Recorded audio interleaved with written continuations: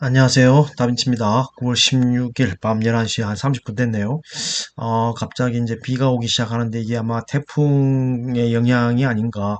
12호 태풍 무이파, 그다음에 또 14호 태풍이 있는데, 갑자기 이름이 생각이 안 나요. 남마돌? 뭐 이렇게 했는데, 어쨌든, 다행히 우리나라 쪽으로는 아직까지 경로가 올 것 같지는 않고, 무이파는 이제 중국 산둥반도를 통해서 지나갈 것 같고요.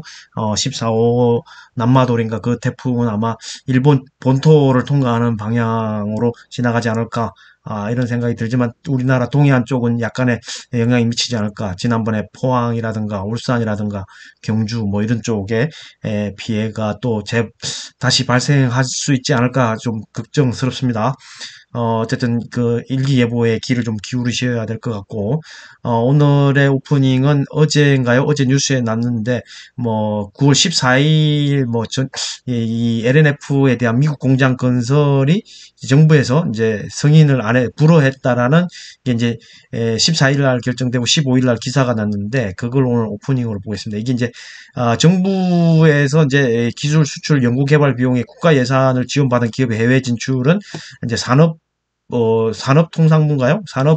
산자부 장관의 승인이 필요한데, 국내 산업기술보호법에 따라서 배터리 관련 핵심 기술은 전기차용 리튬 2차 전지, 하이니켈 양극재, 그다음에 전고체 관련 기술이 포함되어 있는데, 여기 보면은 이제 LNF는 한국 정부가 인정한 하이니켈 양극재 장인해서 뭐 이렇게 블라블라. 하이니켈 양극재는 니켈 함량 80에서 95%. 이제 하이니켈 양극재는 이제 출력하고 돼 있고, 그다음에 이제 주행 거리하고 관련이 돼 있는데, 이게 이제 하이니켈 95% 마의 벽을 넘는 게 이제 SM랩이라고 하는 데서 이제 개발을 했죠. SM랩도 IPO를 준비하고 있습니다. 전에 한번 말씀드렸지만, 그때 여러분도 한번 SM랩의 IPO를 한번 관심 있으시면 모니터링 하셨다가 청약을 해보시기를 바라겠고, 여기 보면 이제 하이니켈이 8, 90% 이상 니켈 함량, LNF는 단결정에 유사한 95, 6%의 하이니켈 양극재를 LG 에너지솔루션과 테슬라에 납품하고, 니켈 함량 90% 이상의 양극재 대량 양산 능력을 갖춘 기업은 국내에서 LNF가 유일하다.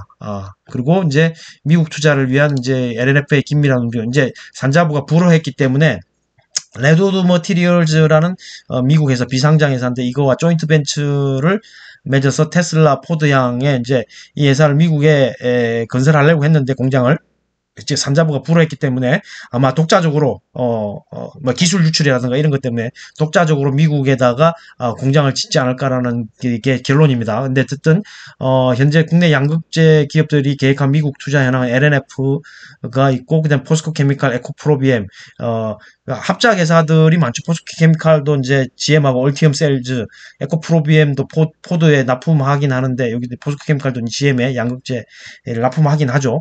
예, 합작 회사들도 있긴 한데, 이번에는 이제 LNF는 레드우드 머티리얼즈와 합작 회사를 하려고 하는데 이제 산자부에서 불허했다는 얘기고, 양극재 기업들은 국가 핵심 기술에 산업기술보호법을 적용받고 있기 때문에 이제 이 LNF 미국 사업 승인 여부가 해외 투자를 확정한 양극재 기업들의 투자 방향성에 영향을 줄 전망이다. 이래서 하이니켈 양극재 기술은 보완이며, 조인트 벤처를 계획했던 LNF 미국 사업 전략에 독자 진출, 조인트 벤처가 아닌 독자 진출로 변화 가능성도 존재한다. 국내 배터리 셀 소재는 대체 불가하다. 미국의 인플레이션 감축 법안 시행으로 23년부터 전기차 보조금 혜택을 받기 위해 배터리 업스트림은 미국 FTA 국가에서 채굴 또는 재련, 소재 셀은 미국에서 직접 조달, 뭐 이렇게 다 아는 얘기지만, 여기 보시면은 이제 해당 법안으로 중국 기업들 대비 미국에 진출한 국내 기업들의 사업 매력도가 더욱 부각될 전망이다. LG에너지솔루션 같은 경우는 테슬라, GM, 포드, 스텔란티스 다 하고 있죠. SKO는 포드, 그다음 포드가 이제 그 F150 픽업 트럭이죠. 삼성 SDI는 스텔란티스 이렇게 다 공급을 하고 있는, 공장을 짓고 있는 거고, 이제 에너지 솔루션 같은 경우는 지금 생산을 시작해서 공급하고 있고, IRA 법안의 핵심 소재들의 미국 내 조달이 필요, 국내 소재 기업들 외 사업 경쟁력, 양산 능력이나 KPX 등을 갖춘 기업이 부재한 점으로 국내 소재 기업들의 협상력이 더욱 높아질 전망이다. 그래서 이제 코멘트 결론이 이제 LNF를 비롯한 국내 양극재 기업들의 미국 진출 필수가 된 상황이고, 동사는 단독으로 레드우드 머티리얼즈와 조인트 벤처가 아닌 단독으로 재승인을 요청할 계획이고, 전방 OEM 셀 기업들 국내 소재의 의존도가 분산해서 하이니켈 양극재 기술력이 검증된 동사에 대한 긍정적 시각을 유지한다. 예. 그래서 아마 이게 나와서 어제는 빠졌는데 오늘은 조금 뭐 선방했던 것 같습니다. 오늘은 약간 뭐 보합 충도의 수준에서 멈췄는데 어쨌든 LNF도 아까 보시면 국내에서 하이니켈 양극재 국내에서 양산하는 거 LF 유일하다 보니까 이 점 보시고 LNF의 투자에 참고하시면 좋을 것 같습니다. 오늘 또 주식시장에서 저기 2차 전지 관련된 종목들이 상당히 좋았는데 하락장에서도 좀 오르다가 뭐 조정받긴 했지만 일단 그 중에서도 미래나노텍이 또 전에도 말씀드렸지만 상당히 눈에 띄게 상승을 했습니다. 그래서 뭐 미래나노텍도 2차 전지 소재 회사로 변신 중 해서 여기 보시면 미래첨단 소재의 인수를 통해 이게 이제 비상장 자회사인데 원래 미래나노텍은 광학 필름 및 2차 전지 필수 소재 전문 제조사 그리고 올해 1월 2차 전지 필수 소재 제조사인 미래첨단 소재를 인수를 통해 2차 전지 양극재 소재 시장에 진출 성공. 상반기 2차 전지 소재 매출은 191억을 기록하였으며 시장 성장에 대한 선제 투자로 올해 150억 원의 추가 투자를 계획하고 있다. 그래서 신규 성장 동력 확보 전망이다. 여기 보면 이제 광학 필름이 이제 매출의 52.3%를 차지하고 있고 프리미엄 TV 라인에 65인치 이상 중대형 QLED TV를 공급하고 있다.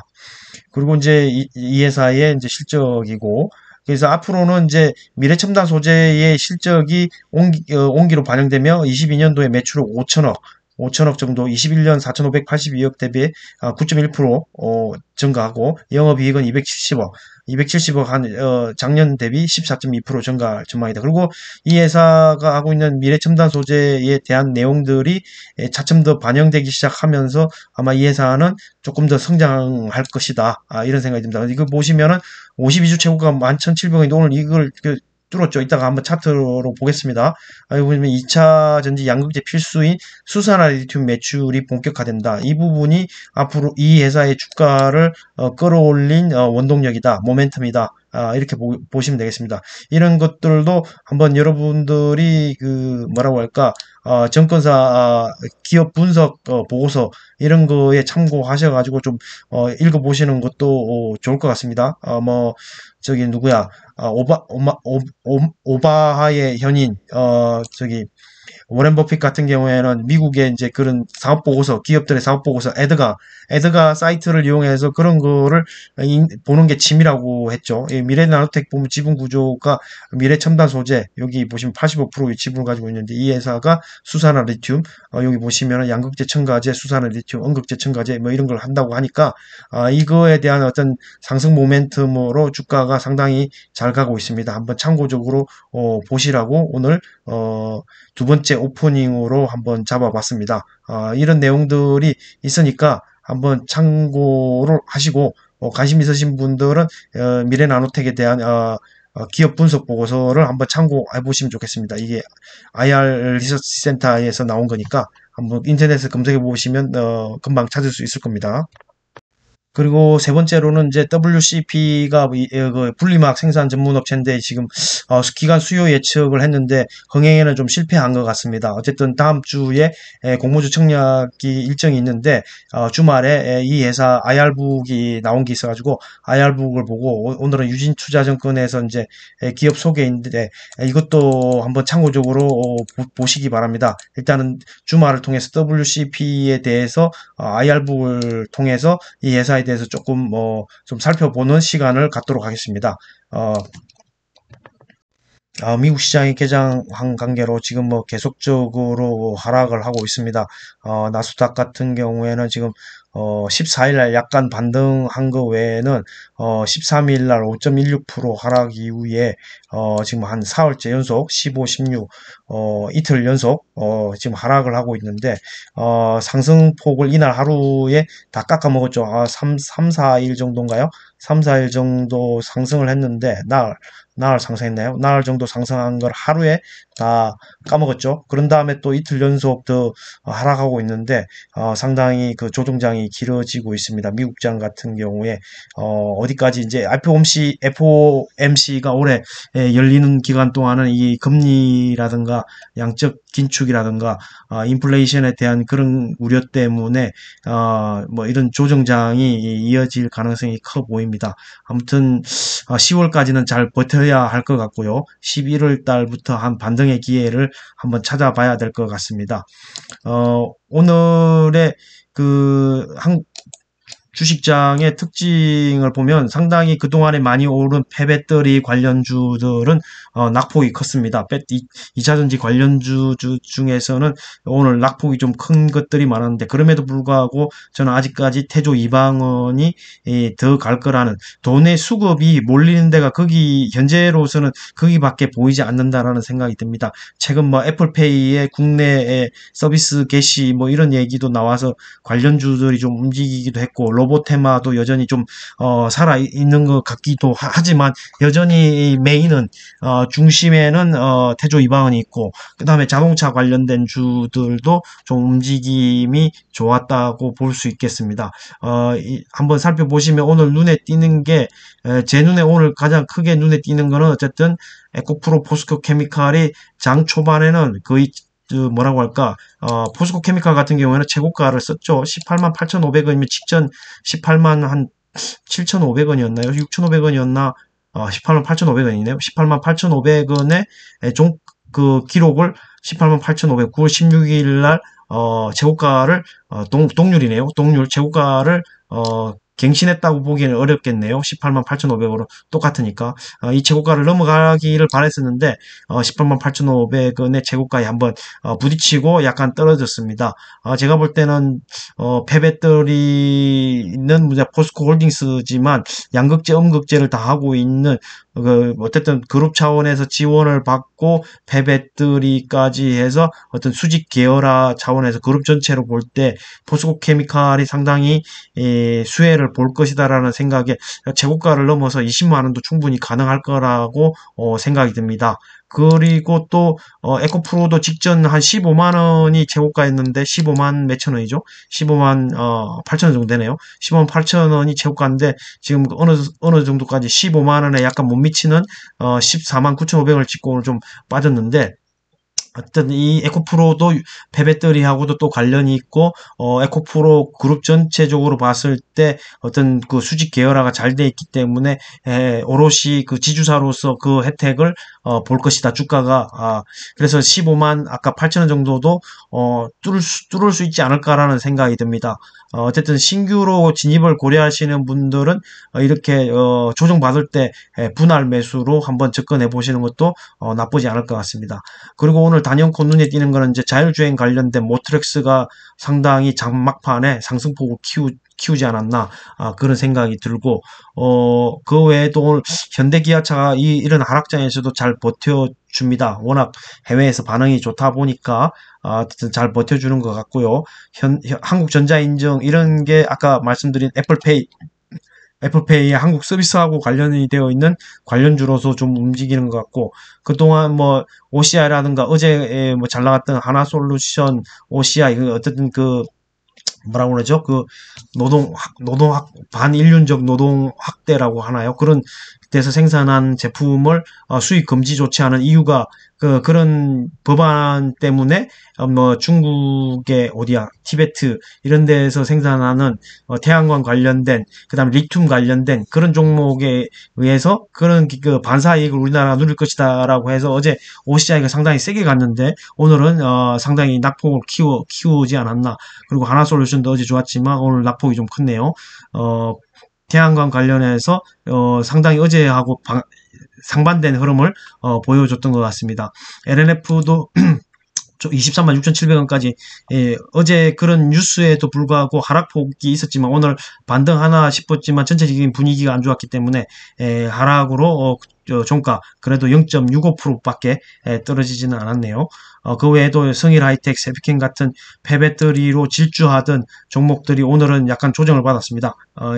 근데 여기서 제가 좀 드는 그 생각이 신규 상장주 같은 경우는 주식수가 많지 않기 때문에 가격도 이 정도 가격이면 일반 개미 투자자들이 접근하기 부담스러운 가격대 이런 걸 고려한다면 무상증자를 제가 볼 때는 하지 않을까라는 생각도 듭니다. 성일하이텍, 세비캠 이런 종목들이 지금 15만 원 정도 하면은 물론 개미 투자자들이 살 수도 있는 종목이지만 무상증자를 통해서 가격을 더 낮추면 발행 주식수를 늘리고 주가를 좀 낮춘다고 하면은 좀 더 많은 투자자들이 접근할 수 있지 않을까. 그래서 신규 상장주들은 어느 순간 정도 되면 무상증자를 하는 경향이 있는데 성일하이텍이나 세비캠도 무상증자의 가능성이 있지 않을까라고 조심스럽게 생각을 해봅니다. 어쨌든 이 회사가 전체적으로 상장되고 발행돼 가지고 상장돼서 유통되는 주식수가 지금 보시면은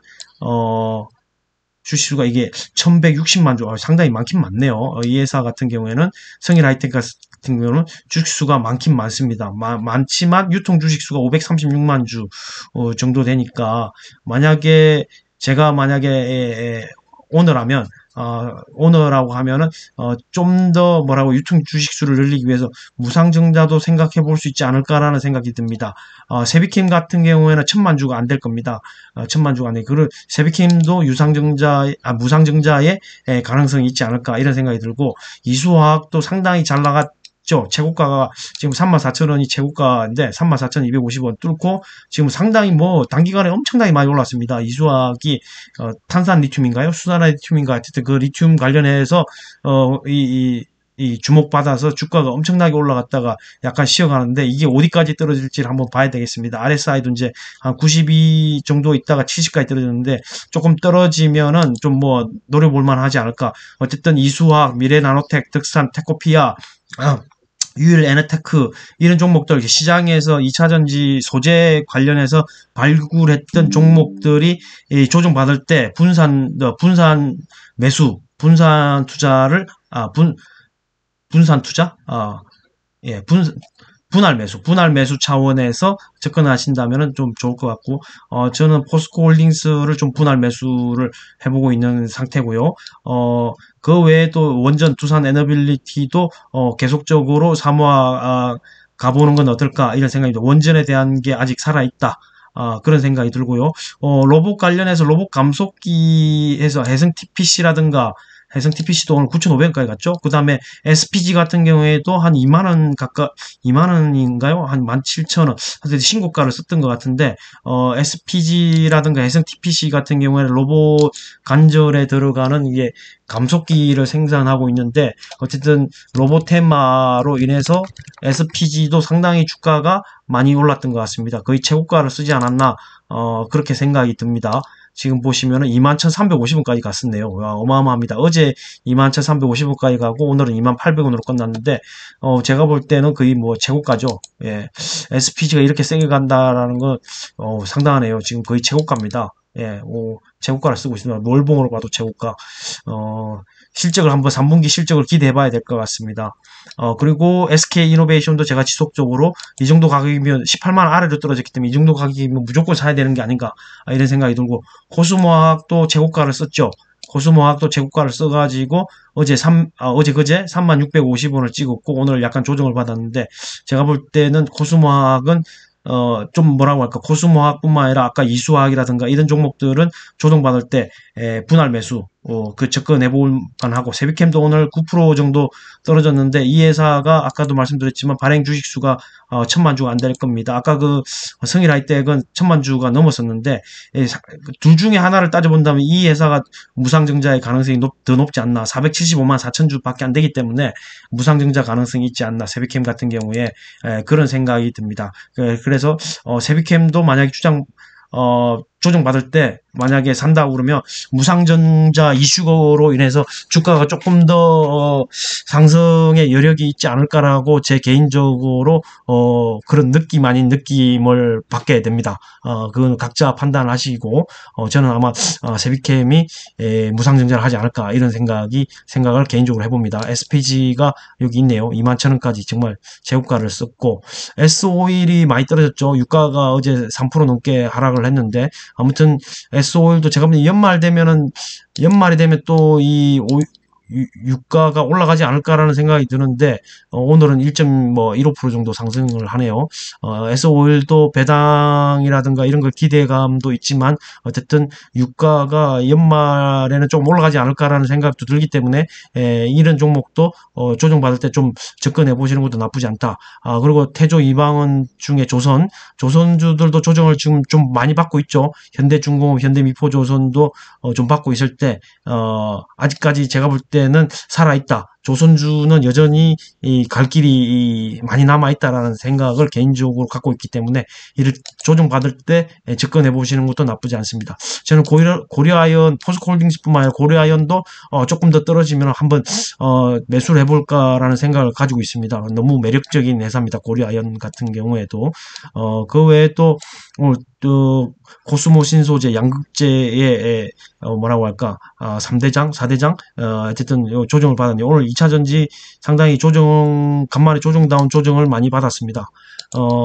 아무튼 여기 이제 한국전자인증이라든가 모터렉스 아까 말씀드렸고 포스코 그룹에서 이제 흰남노 때문에 고로가 가동되기 됐지만 제품을 정상적으로 생산하는데 몇 개월이 걸리기 때문에 그 철강 가격이 올라갈 것이다라고 해서 중소형 철강주들이 오늘 주가가 많이 올랐던 것 같습니다. 대동스틸, 하이스틸 이런 종목들도 포스코의 그 어떤 반사수혜라고 할까요? 어쨌든 고로가 이제 지금 3기는 뭐 가동되고 1, 2기도 조만간 한다고 하긴 하지만 제품을 생산하는데 정상적으로 생산하는 데까지 시간이 걸리는 그런 뉴스 때문에 좀 올랐던 것 같고 오늘 화장품 같은 종목들이 오늘도 좀 올랐습니다. 에이블 CNC도 있고 TNL도 있고 TNL, 에이블 CNC 그 다음에 뭐 클래시스라는 어떤 미용기기 관련했던 종목들도 좀 오늘 간만에 클래시스 간만에 좀 올랐던 것 같고 바이오 중에서는 뭐 에쿨론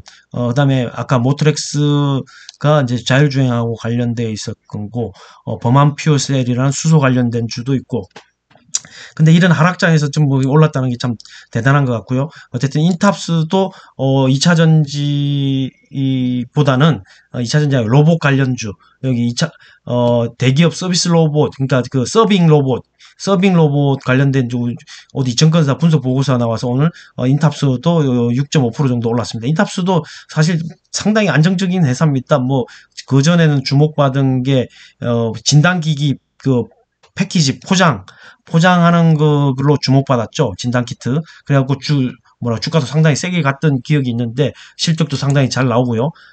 지금 44,300원까지 4월 20일 날 찍었지 않습니까? 이때 진단키트 관련해서 어떤 주목을 많이 받았던 회사이기 때문에 진단키트 포장하는 걸로서 근데 이제 그 뒤로 이제 진단키트 관련된 종목들이 떨어졌기 때문에 많이 떨어졌죠. 그러면서 다시 이제 이 회사가 여러 가지 뭐 전장 부분으로도 사업을 하지만 이번에는 로봇 관련돼서 엮여가지고 상당히 주가가 세게 올라왔습니다. 여기 보면 뉴스에 보시면은 서비스 로봇 여기 인탑스 베어 로보틱스의 서빙 로봇 독점 제조 공급한다라는 이런 뉴스 때문에 오늘 인탑스가 세게 갔기 때문에 이 종목도 상당히 주목해 볼 만하다.